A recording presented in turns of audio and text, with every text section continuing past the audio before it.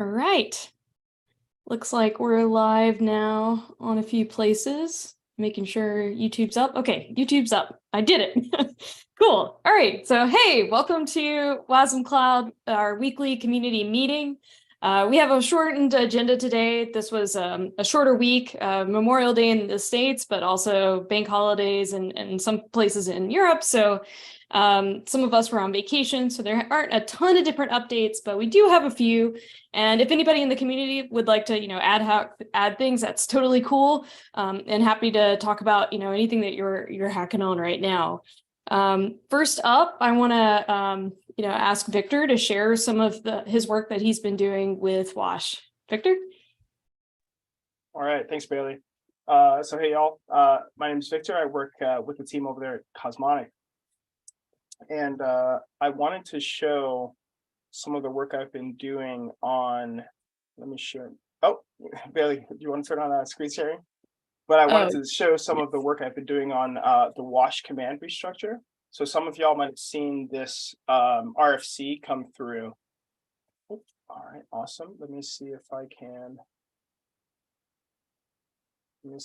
share my screen here. All right, does everyone see this? Yeah, looks good.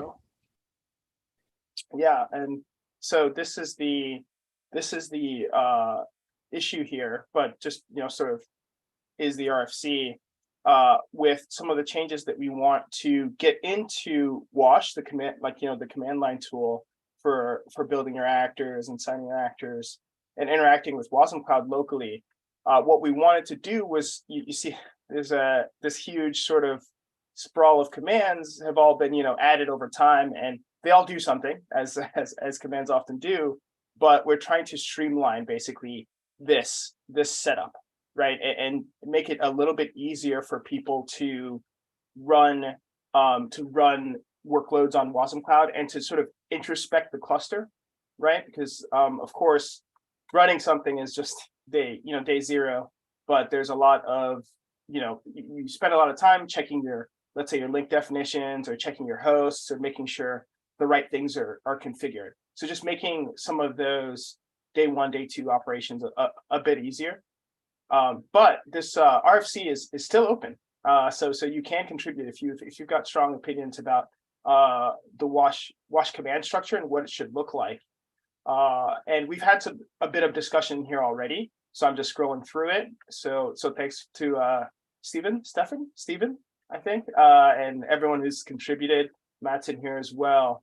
And so what I've been doing is just putting in some of the basic things that we thought would help, and we thought would streamline the experience, right? So you've got sort of folding wash link, right, and moving basically a bunch of subcommands out of control, right? And it depends on how you want to say it, if you want to say wash control or wash cuddle or whatever else, wash CTL, but we're looking towards removing that altogether and getting as much as we can as top level commands on wash.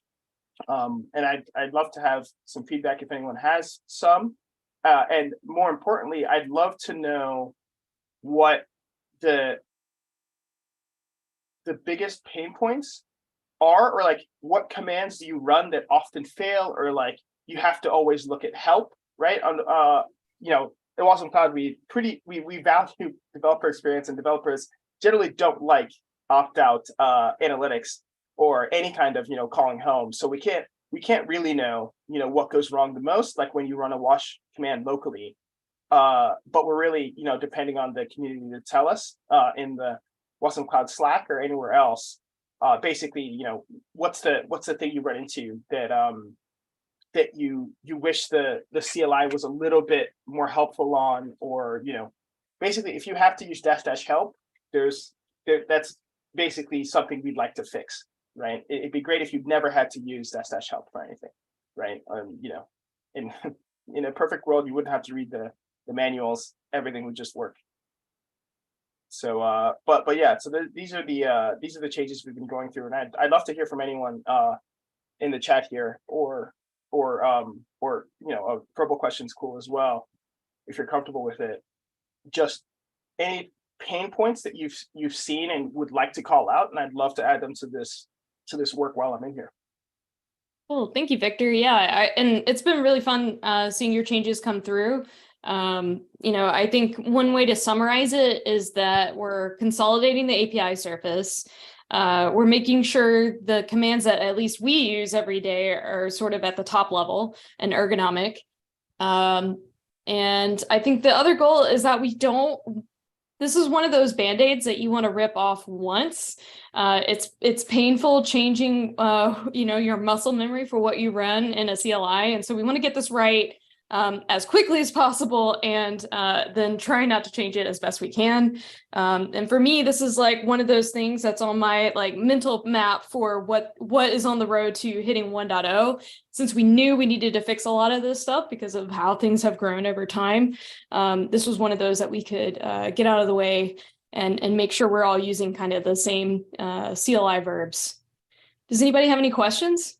Oh, and one more thing to add to how this rollout, how the rollout's going to work, is that there will be a period of time where there will be a deprecation notice on some of the older commands, and then we'll update the documentation as well, and make sure all these, all the general flows that you'd expect to work. Of course, as these are going in, they're all tested, so that's all good. But it will be slow and somewhat gradual, so you don't need to worry about any sort of, if you've written a bunch of scripts that use wasmCTL, they'll still work for quite a bit of time, and you should have a pretty smooth transition. If you don't have a smooth transition, let us know. Complain loudly, and we'll get on it. But I think Kevin, you had your hand up. Yeah, sorry. I think you pretty much answered it. I was going to ask if we were going to keep the CTL subcommand around for a while and either print out a deprecation notice or, tell people what the new command is, or both. Yeah, perfect. Yeah. I really appreciate that. And I think some of that is outlined in the RFC, if I'm not mistaken. But if it's not, we should probably highlight it that's our strat. Yeah, just to summarize, we're definitely going to do both. So we're going to try and tell everyone, and so generally we'll have new people using the newer commands, and also add the deprecation notices, and then just give lots of time so people can switch over at their own sort of speed. Okay, cool. Thank you for the update, Victor. Taylor, let me, before I even ask you, I'm going to make sure you have power. Okay, now you do. Taylor, are you game to give us an update on some of the stuff you've been working on? Yeah, I'm here as old-timey Taylor, coming from the past, talks about the future of WebAssembly. This was just a little joke because we discovered that Google Meet has cowboy mode now, so I decided to pull up my real cowboy hat and go all old-timey on people with a sepia filter. So anyway, you all get that enjoyment today. And since we're live streaming, it'll be recorded for posterity forever and ever. Anyway, so just one quick update. We first things first, before we go to WDAM, is we released a quick bug fix to wash 0.17. You weren't able to install it using cargo install because of an interesting compilation error. So 0.17.4 is maybe out. Let me check that. It was almost out when I last checked, and looking at it right now. Oops. It'd help if I looked at wash instead of bottom. Yeah, that's all released. So at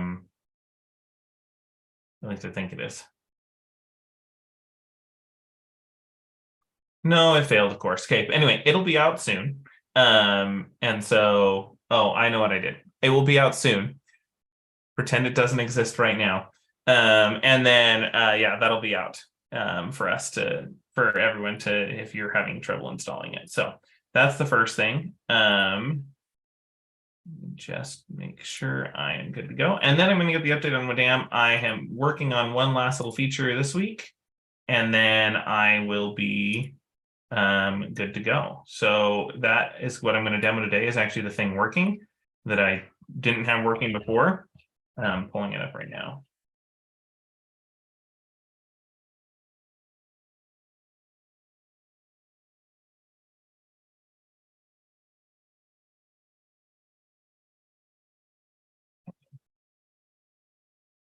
I'm going to hope this is all started up for us. Yep, it is.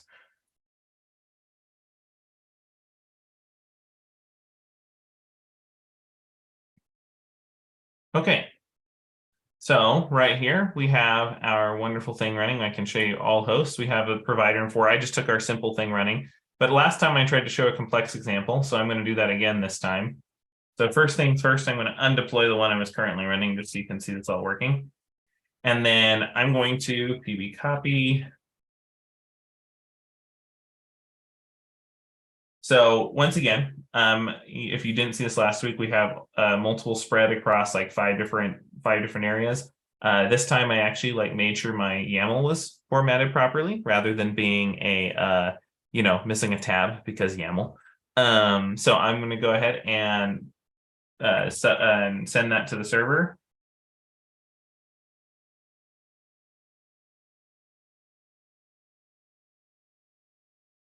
Did I copy paste something wrong again? Probably. Okay, there we go. And then I'm going to go ahead and deploy that. Now, if we come back here, it'll take a second, but we're going to see it pop up everywhere. These ones did not get spun down, which is something I'm debugging. But anyway, so now we can actually see that we have a provider running here. It's going to take a second because on my machine, if you don't remember from last week, it takes forever to download capability providers for some reason. So on the one machine was already crashed on, it started, but you can see that all the actors started up, the link definition set. So, and it's actually spread across like 221. So if we look at it and we look here, we have US Taylor West, don't have one on there, but on the other one we have two, which is exactly what we'd expect. And then over here we have US Brooks East, which we have two on, and then we have the Moon, which we have one on, which is exactly what we desired to do. So that is the full demo actually working. Like I said, there's just some small things, like some actors didn't get stopped like they should have, and there's just a couple little things I'm working through right now, but really they're just minor things. So anyway, that is all there. All that's left is some stuff around the provider, these little bugs and ED tests. And so I'm hoping that we can actually get it done, because to fix this whole thing with the jitter and everything I was talking about last week was pretty gnarly. So that's all done now in Merge. That is the update for WDAM. So looking forward to this week having it all out for you. Yeah, so that'll basically be the first release of WDAM that we want people to start building on and giving us feedback. What's another way that you would describe WDAM to folks? Because some people might be tuning in for the first time. Yeah. So WDAM, if you are coming to this for the first time, the easiest comparison, they're not the same thing. I'm going to emphasize that very clearly, but to start it off, it's similar to like what a Kubernetes deployment can do, right? You say, I want to run X number of replicas with Y requirements. That's at the basis of what it is. But this is for a full application and not for like a single thing inside of it. So you define, if we go back to that manifest, we can look here that we're defining essentially a whole application. We're saying, hey, I have this echo actor I'd like to run. I'm downloading it from here. There's an actor that I'm talking about. And then I say, okay, I'm going to spread this everywhere. And so I'm going to spread 5 of them, and I'm putting them in basically different regions. And I'm linking this to something called an HTTP server. So I find something called an HTTP server right here, and it is downloading this thing, and it's also spreading across all the different servers, and then it links those things together for you. And so if you're familiar in the wasmCloud space at all, you've probably like manually spun up something and connected it all, which is very good for prototyping and doing it. But then when you have it, you don't want to do that every single time. So WDAM lets you just do this declaratively with a YAML manifest, just like you're expecting to do. So it gives a sense of familiarity if you come from the cloud native space of, everybody loves their YAML security blanket. And then also just being able to run an application in a way that you can commit to store it, commit to get somewhere or deploy from a specific location. So that's the overview of it. And this uses OAM, right? The open application model? Yeah, that is this. That's why this looks like right here, it looks Kubernetes-esque, but it's not exactly the same. Open application model kind of came out of that. And it's just a great like open standard for defining what an application looks like. So it was a perfect fit for what we were doing here. We have specific components that aren't of the type that you'd expect in some other OAM implementations, but we use the model, which is very useful for us. All right. Well, thank you, Taylor. I'm tempted to start, letting my Southern accent come out a little bit more, talking to somebody in a cowboy hat. That doesn't happen often, but it does happen around my family here in North Carolina, so it's kind of interesting. My YAML file is about as big as my hat, so I try to work real hard over here. Oh no. Okay. Yeah. All right. Well, thank you, Taylor. I really appreciate it. Yeah. Liam's like, cut it out. Yeah. I'll stop goofing. Okay. We'll stop. So next up, we're going to talk about another RFC that Kevin filed. Kevin, I'll share the image. If I can, here it is. Are you able to see it? Yeah. Okay, cool. Hey, Kevin, you want to give us a high level of what this is and what we're going to get out of it? Sure. The first thing I got out of this is that my diagrams don't work well in dark mode. Got to figure out how to do two-tone diagrams. So the super short version of this RFC is that there's a number of ways that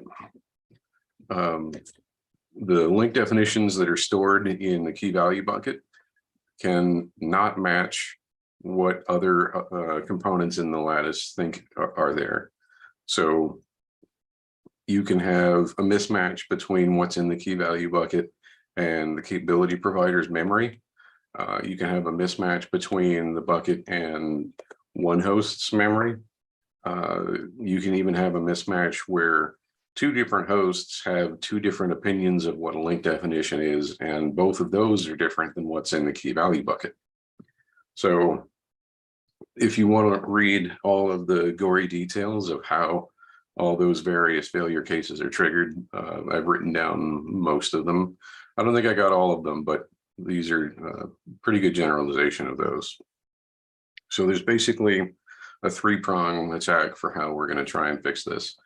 The first is that instead of pushing link definitions to a capability provider and hoping that the provider deals with it properly, the provider then becomes responsible for pulling the configuration. So the provider can pull it when it starts up. It can pull it when a link is established, and it can it can pull it right before an invocation happens. So you can have this scenario where you might have a capability provider with 100 or so links in it, and it doesn't actually provision any of the client resources until the first invocation happens. So we kind of get a performance boost out of inverting the configuration source, but we also gain a much more reliable way of having the provider get that information, because it's always going to get the most up-to-date information because it'll ask the host that spawned it and not the key value bucket.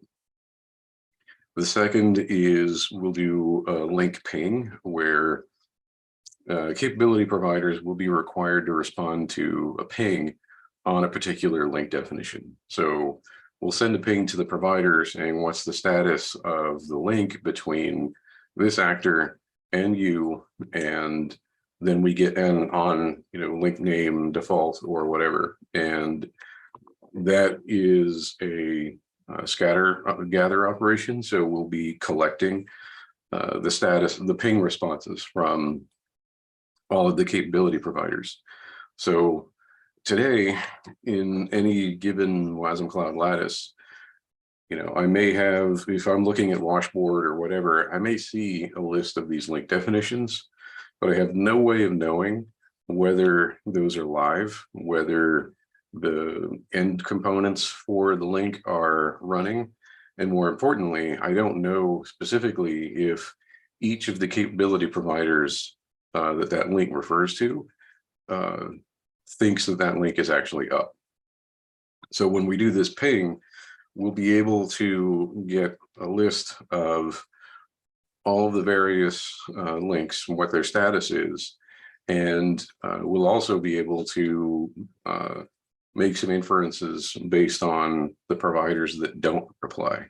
So if we know we're supposed to have a link between these entities and it's supposed to be running and we don't get a reply from it, then that gives us some useful troubleshooting information as well. And so finally, the third thing that we're suggesting we do to take care of this is we support link purging. So the way things work today is the capability providers, actually the host listens for changes to the key value bucket. And when the key value bucket receives a delete, the host then tells the capability provider, you should go delete this. But kind of the same problem that pervades the whole system is that there's no synchronous acknowledgement of whether those operations actually succeeded. So we don't have a way of knowing whether a capability provider has actually gotten rid of the resources for a now deleted link.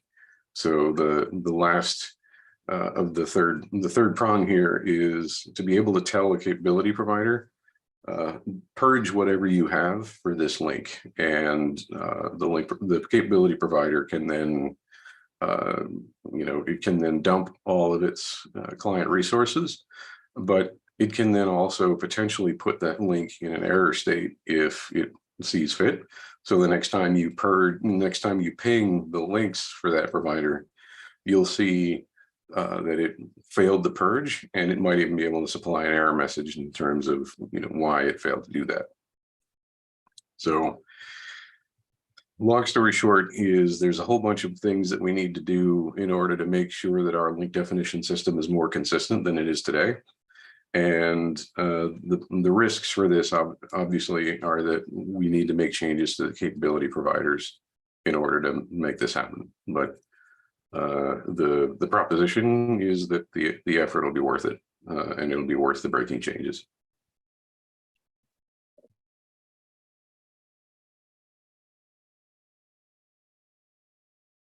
Thanks, Kevin. I haven't read through everybody's comments yet. Is there anything worth calling out in some of these? I think Connor asked in here what the various states might be for the given ping status. And so I wrote down some thoughts there. Obviously you'd have up or green, or whatever it is if you're using like a traffic light.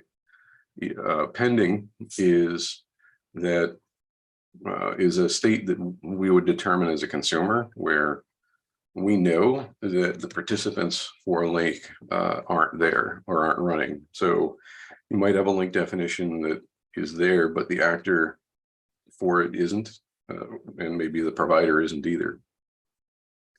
Unknown is another interesting one, because this would tell us that we think a capability provider is supposed to have a link for a given actor, and it could reply with unknown saying, no, it doesn't have that. Finally, the down or error state is what I was talking about before, where if a capability provider fails to start the client resources for a given actor, or it fails to shut them down on a purge, then it can return this type of a status so that we can get decent error messages out of it. Cool. I mean, that all makes really good sense to me. Does anybody on the call have any questions? Oh, hey, here's a question from Jordan. Is the plan to do this all in a ping request to the provider? I'm not sure what you mean by this all, but there's three things that this RFC covers. One is that the providers query the configuration from the host rather than getting it pushed from the host. The second is the support for ping, which becomes the responsibility of capability providers. And then the third is the support for purge, which is also the responsibility of the capability provider. Yeah, Jordan's written a host, and he's also made a whole bunch of cool capability providers. So he's probably speaking from the perspective of, as an author that maintains a capability provider, what kind of changes does he have to make? Actually, you know what? Don't listen to me, just listen to the man himself. Go ahead, Jordan.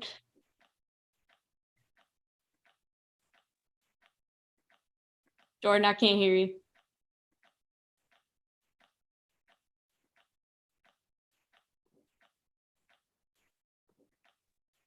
Oh, Jordan, your audio is not working.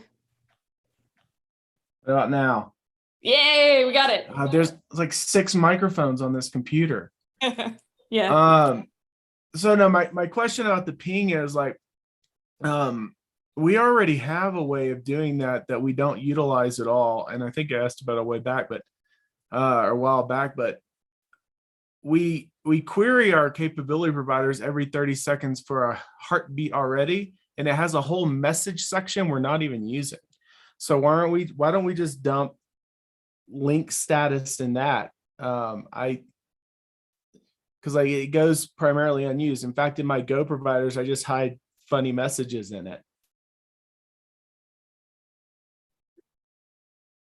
Yeah, so it's a great question. The difference is between one host knowing whether a capability provider itself as a whole is failing versus the entire lattice being able to have visibility into the status of all the individual links.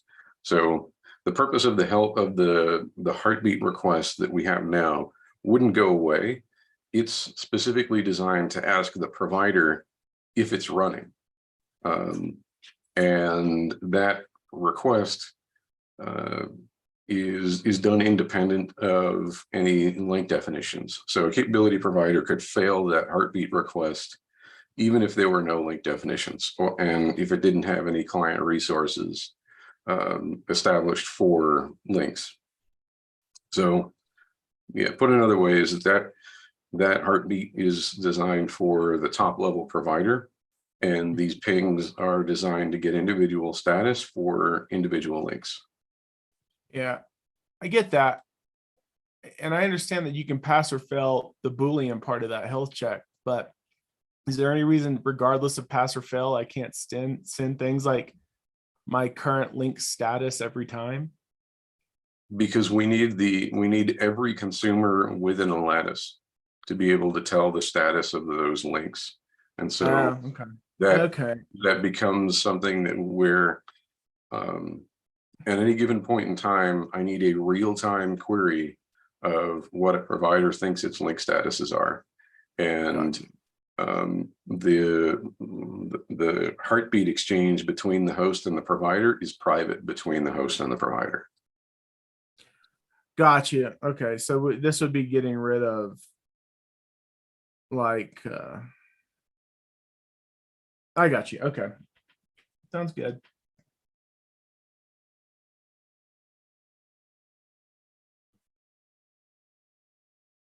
Do other folks have questions? All right. One little update. I haven't done it yet, but I intend to take our ADR repo and move it into the wasmCloud repo. So it'll be at the top level. And so once we've gotten the right level of feedback on these RFCs that Kevin's been filing, because they stand for requests for comment if you're not familiar. So we really want feedback from the community.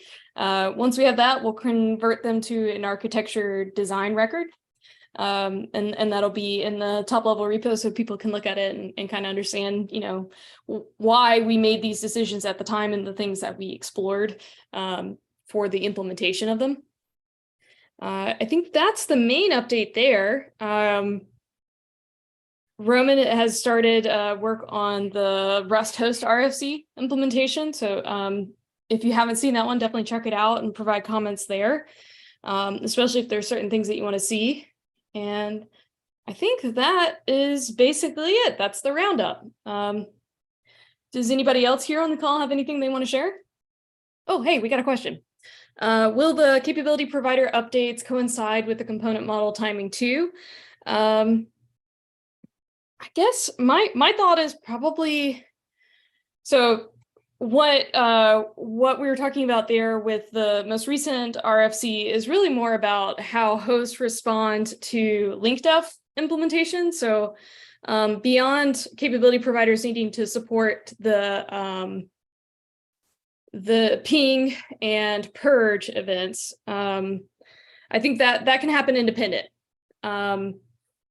But John, what are you thinking? Are you hoping that maybe we land these at the same time so there's only like one big change, or are you okay with us taking little small steps at a time? Oh, whatever works best for you guys. I'm just trying to figure out when I should make the commitment to finally, tackle my capability providers, basically. And if I can wait for both, then I'll wait. Yeah, what would you say, Kevin?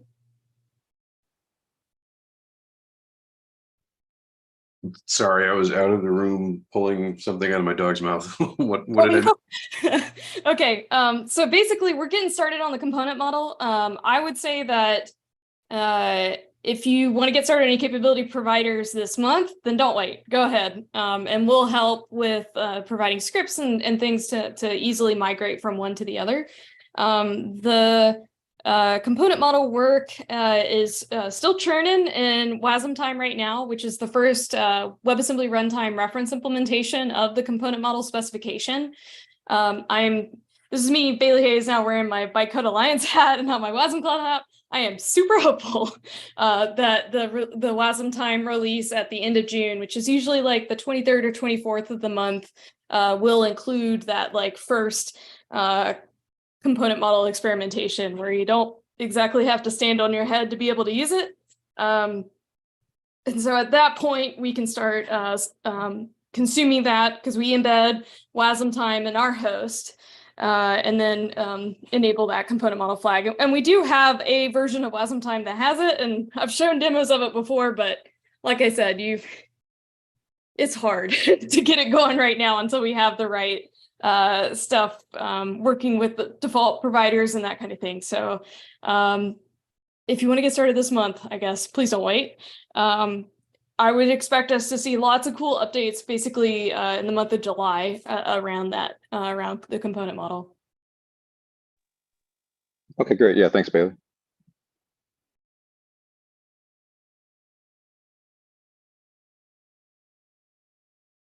Does anybody else have any questions? Okay, if not, I'm gonna stop